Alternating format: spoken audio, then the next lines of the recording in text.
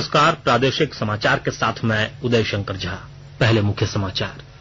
प्रधानमंत्री राष्ट्रीय शिक्षा नीति के 1 वर्ष पूरा होने के उपलक्ष्य में आज शिक्षा क्षेत्र में अनेक नए सुधारों का करेंगे शुभारंभ, विद्यार्थियों और अध्यापकों को करेंगे संबोधित। मुख्यमंत्री हेमंत सोरेन आज आपदा प्रबंधन प्राधिकार की करेंगे बैठक, स्वास्थ्य सुरक्षा सप्ताह की शर्तों में और ढील की संभावना।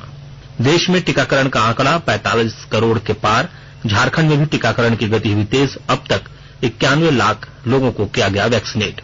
और टोक्यो ओलंपिक में भारतीय खिलाड़ियों का शानदार प्रदर्शन, मुक्केबाजी की हेवीवेट स्पर्धा में सतीश कुमार मेडल के करीब पहुंचे। और समाचारों से पहले एक जरूरी संदेश। देश भर में 18 वर्ष से अधिक आयु के सभी लोगों के लिए सरकारी केंद्रों में निःशुल्क टीकाकरण अभियान चलाया जा रहा है। हमारे युवा श्रोताओं से अपील है कि वे कोविड रोधी टीका जरूर लगवाएं और दूसरों को भी इसके लिए प्रेरित और सहयोग करें। कोरोना महामारी के प्रति आप कोई भी लापरवाही न बरतें, क्योंकि कोरोना अब भी हमारे लिए बड़ा खतरा बना हुआ है। जब तक आवश्यक न हो घर से बाहर ना निकले और इन आसान उपायों का पालन करें। मास्क लगाएं, 2 गज की सुरक्षित दूरी बनाए रखें, बार बार हाथ धोएं और चेहरा साफ रखें। कोविड से संबंधित जानकारी और मार्गदर्शन के लिए राष्ट्रीय हेल्पलाइन काम कर रही है।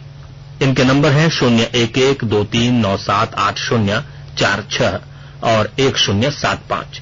इसके अलावा राज्य हेल्पलाइन नंबर 104 डायल कर समस्या का त्वरित समाधान लिया जा सकता है। और अब समाचार विस्तार से। प्रधानमंत्री नरेंद्र मोदी राष्ट्रीय शिक्षा नीति 2020 के 1 वर्ष पूरा होने के उपलक्ष्य में आज शिक्षा क्षेत्र में अनेक नए सुधारों का शुभारंभ करेंगे। वे वीडियो कॉन्फ्रेंसिंग के जरिए देश भर के शिक्षा और कौशल विकास क्षेत्र से जुड़े नीति निर्धारकों, विद्यार्थियों और शिक्षकों को भी संबोधित करेंगे। प्रधानमंत्री उच्च शिक्षा के विद्यार्थियों को पाठ्यक्रम में शामिल होने और अलग होने की बहुविकल्प प्रणाली एकेडमिक बैंक ऑफ क्रेडिट का शुभारंभ करेंगे। प्रधानमंत्री इंजीनियरिंग पाठ्यक्रम में पहले वर्ष क्षेत्रीय भाषा में पढ़ाई कराने की योजना और उच्च शिक्षा के अंतर्राष्ट्रीयकरण के दिशा निर्देश भी जारी करेंगे। प्रधानमंत्री पहली कक्षा के विद्यार्थियों को स्कूली शिक्षा के लिए तैयार करने के 3 महीने के प्रशिक्षण कार्यक्रम, विद्या प्रवेश, माध्यमिक स्तर पर सांकेतिक भाषा को विषय के रूप में शामिल करने, राष्ट्रीय शैक्षिक अनुसंधान और प्रशिक्षण परिषद की ओर से डिजाइन किए गए शिक्षक प्रशिक्षण कार्यक्रम निष्ठा, केंद्रीय माध्यमिक शिक्षा बोर्ड सीबीएसई के स्कूलों में 3री, 5वीं और 8वीं कक्षा के विद्यार्थियों की दक्षता के आकलन का कार्यक्रम, सफल और कंप्यूटर आधारित ज्ञान की विशेष वेबसाइट जैसी योजनाओं का भी शुभारंभ करेंगे। जामताड़ा जिले में शिक्षा व्यवस्था को पटरी पर लाने के लिए अनूठी पहल शुरू की गई है। जिले के शिक्षक शिक्षिकाओं ने सामुदायिक पुस्तकालयों का अधिग्रहण कर बच्चों के लिए शिक्षण कार्य प्रारंभ किया है। पेश है हमारे संवाददाता का रिपोर्ट। जामताड़ा जिले के सभी 118 पंचायतों में स्थापित सामुदायिक पुस्तकालयों को संबंधित क्षेत्र के शिक्षक शिक्षिकाओं के द्वारा गोद लेकर सुचारू रूप से पठन पाठन कार्य संचालित किया जा रहा है। जिले के शिक्षक शिक्षिकाओं के स्वेच्छा से विभिन्न पुस्तकालयों में पठन पाठन कार्य की जिम्मेवारी लेने के कार्य की उपायुक्त फैज अहमद मुमताज ने सराहना की है। उपायुक्त ने कहा कि पुस्तकालयों के माध्यम से जिले के प्रशासनिक एवं पुलिस अधिकारी भी बच्चों एवं युवाओं का मार्गदर्शन कर रहे हैं। उपायुक्त ने कहा कि वैश्विक महामारी कोरोना काल के दौरान चरमराई शिक्षा व्यवस्था को पटरी पर लाने में सामुदायिक पुस्तकालय मील का पत्थर साबित हो रहा है। ग्रामीणों एवं छात्र छात्राओं के बीच पठन पाठन की अभिरुचि बनाए रखने में सामुदायिक पुस्तकालय सेतु का काम कर रहा है। सुभाष प्रसाद सिंह, आकाशवाणी समाचार, जामताड़ा। मुख्यमंत्री हेमंत सोरेन आज आपदा प्रबंधन प्राधिकार की बैठक करेंगे। बैठक में स्वास्थ्य सुरक्षा सप्ताह को लेकर ढील और बढ़ाए जाने की संभावना है। राज्य में कोरोना संक्रमण की रफ्तार अब काफी कम हो गई है। ऐसे में स्कूलों में ऑफलाइन परीक्षा लेने की छूट पर भी निर्णय लिए जा सकते हैं। इसके अलावा वीकेंड लॉकडाउन में छूट मिलने की उम्मीद है। केंद्र ने राज्यों और केंद्र शासित प्रदेशों से कहा है कि वे जिलों तथा अन्य स्थानीय अधिकारियों को कोविड-19 प्रबंधन के आवश्यक उपाय करने के सख्त निर्देश जारी करें। राज्यों के मुख्य सचिवों को लिखे पत्र में गृह सचिव अजय भल्ला ने कहा कि कोविड अनुरूप आचरण का पालन करवाने में किसी भी कोताही के लिए संबंधित अधिकारी को व्यक्तिगत रूप से जिम्मेदार ठहराया जाना चाहिए। उन्होंने कहा कि कोविड के सक्रिय मामलों में कमी आने के साथ राज्य और केंद्र शासित प्रदेशों में धीरे धीरे सामान्य गतिविधियां फिर शुरू हो गई हैं। अपने पत्र में श्री भल्ला ने कहा कि कोविड मामलों में कमी आना संतोषजनक है, लेकिन कोविड संक्रमित लोगों की कुल संख्या अभी भी अधिक है।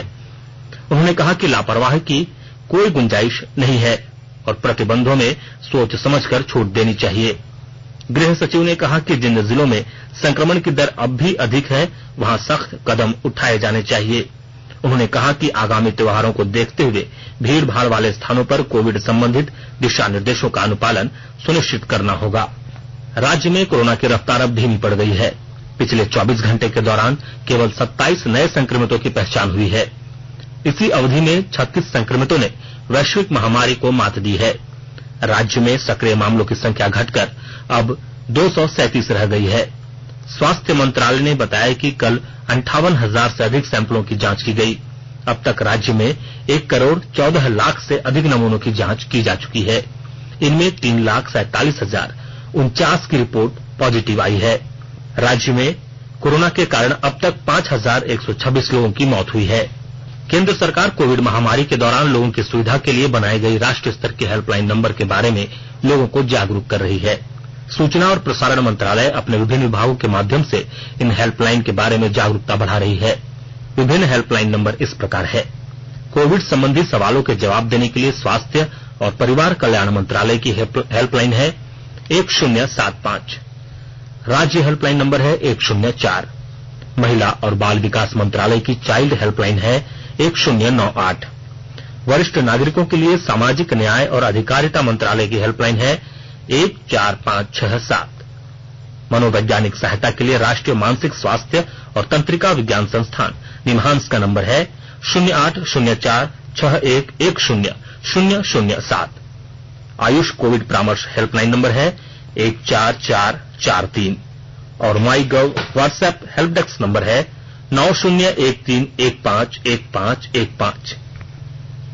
आकाशवाणी का समाचार सेवा प्रभाग कोरोना जागरूकता श्रृंखला के अंतर्गत आज रात हिंदी और अंग्रेजी में विशेष फोन इन कार्यक्रम में विशेष परिचर्चा प्रसारित करेगा। यह कार्यक्रम आज रात 9:30 बजे से एफएम गोल्ड और अतिरिक्त मीटरों पर सुना जा सकता है। सार्वजनिक स्वास्थ्य प्रतिष्ठान के अध्यक्ष के श्रीनाथ रेड्डी चर्चा में भाग लेंगे। श्रोता हमारे टोल फ्री नंबर 1800115767 और 01123314444 पर अपने सवाल पूछ सकते हैं। Twitter handle @AIR News Alerts पर #AskAIR के जरिए सवाल पोस्ट किए जा सकते हैं। यह कार्यक्रम हमारी वेबसाइट newsonair.com और YouTube channel news on AIR official पर उपलब्ध रहेगा। यह कार्यक्रम news on AIR mobile app पर भी उपलब्ध रहेगा। आकाशवाणी के ताजा तरीन समाचारों के लिए आप हमारी वेबसाइट newsonair.com पर लॉग ऑन कर सकते हैं। ताजा समाचार Twitter handle @AIR News Alerts और Facebook page all India radio news पर भी उपलब्ध है। आप प्रादेशिक समाचार एकांश के Twitter handle @AIR News _Ranchi और फेसबुक, इंस्टाग्राम पेज तथा YouTube channel AIR News Ranchi पर भी हमारे बुलेटिन सुन सकते हैं। प्रादेशिक समाचार आप आकाशवाणी रांची से सुन रहे हैं और अब पेश है कोरोना से बचाव के कुछ संदेश। कोविड-19 से बचाव और सुरक्षित रहने के 3 उपाय। मास्क लगाएं, 2 गज दूरी है जरूरी, सुरक्षित दूरी रखें, हाथ और मुंह साफ रखें।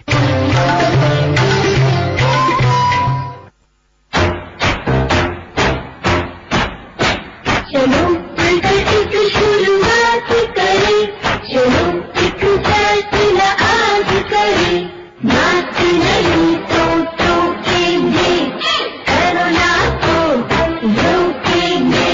चलो एक इरादा करते हैं, चलो एक इरादा करते हैं, मास्क नहीं तो टोकेंगे, कोरोना को रोकेंगे। भारत सरकार द्वारा जनहित में जारी। भारत ने कोविड रोधी अभियान के अंतर्गत कल तक कोविड टीके की 45 करोड़ डोज लगाकर एक महत्वपूर्ण उपलब्धि हासिल की है। केंद्रीय स्वास्थ्य मंत्रालय ने कहा है कि अब तक वैक्सीन की 35 करोड़ पहली डोज और 9 करोड़ 80 लाख दूसरी डोज दी जा चुकी है। मंत्रालय ने कहा कि कल कोविड रोधी वैक्सीन की करीब 40 लाख डोज दी गई। टीकाकरण अभियान का तीसरा चरण शुरू होने के बाद कुल मिलाकर सभी राज्यों और केंद्र शासित प्रदेशों में 18 से 44 वर्ष की आयु के 14 करोड़ 66 लाख लोगों को पहली डोज दी जा चुकी है। राज्य में कोविड टीकाकरण अभियान सफलतापूर्वक चल रहा है। कल 61,000 से ज्यादा लोगों को टीके लगाए गए। 48,746 को टीके की पहली खुराक और 12,271 को दूसरी खुराक दी गई। राज्य में अब तक 90 लाख से ज्यादा टीके लगाए जा चुके हैं। स्वास्थ्य विभाग की ओर से जारी रिपोर्ट के मुताबिक आज राजधानी रांची में 74 केंद्रों पर टीकाकरण होगा। इसके लिए शहरी क्षेत्रों में 39 और ग्रामीण क्षेत्रों में 34 केंद्र बनाए गए हैं। केंद्र सरकार ने झारखंड को कल 5 लाख से ज्यादा कोविड टीके का डोज उपलब्ध कराया है। इनमें कोविशील्ड का 4,51,950 डोज है, जबकि कोवैक्सीन 68,400 डोज उपलब्ध कराए गए हैं। ये टीके सभी जिलों को आवंटित कर दिए गए हैं। टीके की पर्याप्त उपलब्धता होने के कारण राज्य में टीकाकरण अभियान में अब गति आने की संभावना है। केंद्र सरकार ने झारखंड को 7 अगस्त से 2 सितंबर तक उपलब्ध कराए जाने वाले टीके का शेड्यूल भी जारी कर दिया है। शेड्यूल के मुताबिक इस अवधि में राज्य को 27 लाख से अधिक कोविड टीके का डोज उपलब्ध कराया जाएगा। झारखंड में कोरोना के खिलाफ 61.2% लोगों में एंटीबॉडी पाई गई है। आईसीएमआर ने मई और जून महीने में चौथे नेशनल सीरो सर्वे में राज्य के 4 जिलों से सैंपल लिए थे। यहां के 1,231 लोगों की जांच की गई, जिनमें से 753 में कोरोना की एंटीबॉडी मिली है। झारखंड में एंटीबॉडी राष्ट्रीय औसत से कम पाई गई है। देश में लगभग 67.6% आबादी में एंटीबॉडी की पहचान हुई है। विशेषज्ञों की माने तो झारखंड में कोरोना की तीसरी लहर का खतरा ज्यादा है, क्योंकि यहां की 1/3 आबादी में अब तक एंटीबॉडी नहीं बन पाई है। टोक्यो ओलंपिक में हॉकी में भारत ने शानदार प्रदर्शन करते हुए मौजूदा चैंपियन अर्जेंटीना को 3-1 से हरा दिया है। इस जीत के साथ ही भारत पूल ए में 9 अंकों के साथ दूसरे स्थान पर पहुंच गया है। अगले मुकाबले में भारत का सामना मेजबान जापान से होगा। उधर बैडमिंटन में रियो ओलंपिक 2016 की रजत पदक विजेता पीवी सिंधु महिला सिंगल्स के क्वार्टर फाइनल में पहुंच गई है। आज हुए मुकाबले में दुनिया की 6ठी नंबर की खिलाड़ी सिंधु ने 13वीं वरीयता प्राप्त डेनमार्क की मिया ब्लिचफेल्ड को लगातार सेट में पराजित किया।